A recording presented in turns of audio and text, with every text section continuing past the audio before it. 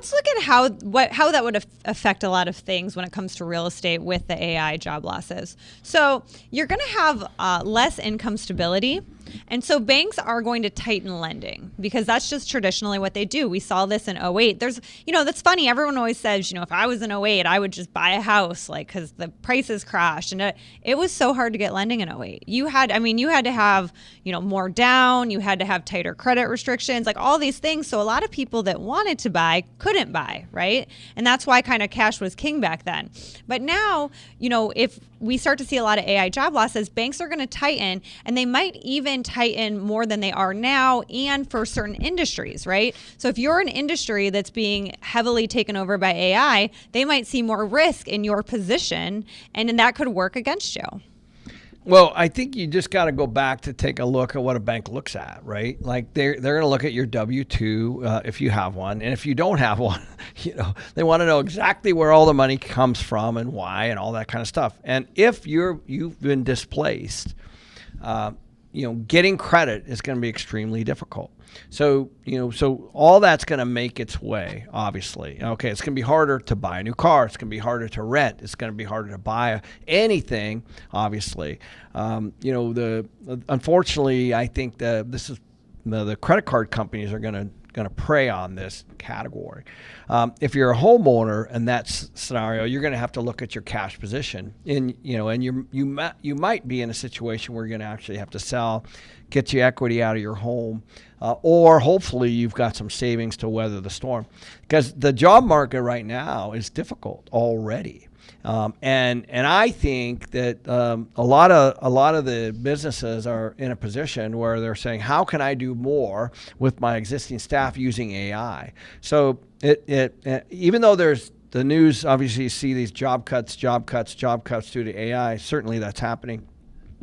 But there's even more businesses. The bigger percentage is how do we grow efficiently without adding a bunch of staff, because you can replace out admin, you can replace out customer service, you can replace out accounting, you can replace out marketing. There's things that employers are looking at right now that a lot of the services that they used to have somebody in-house on can be done really, really easily done using AI. To an extent. It's not to the point yet. And we've tried to fully replace things with AI, and there's definitely a cap on it. You still need somebody. But I can see, if before you needed 3 admin, maybe you only need 2, because the 2 can use AI to help with some of their tasks. But it's not like you just don't need an admin anymore and AI can just do everything. We're not there yet.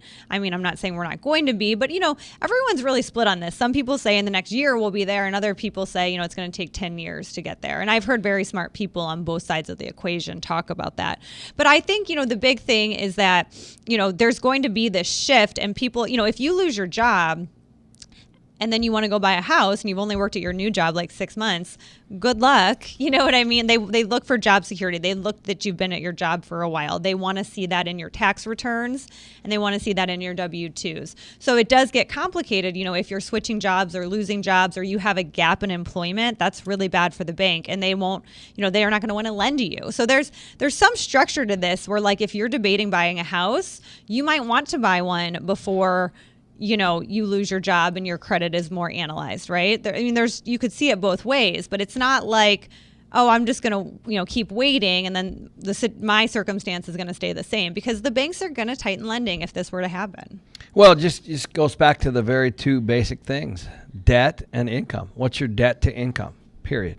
So if your debt's growing, or even if you have no debt, but if you don't have income, it's just, it is what it is.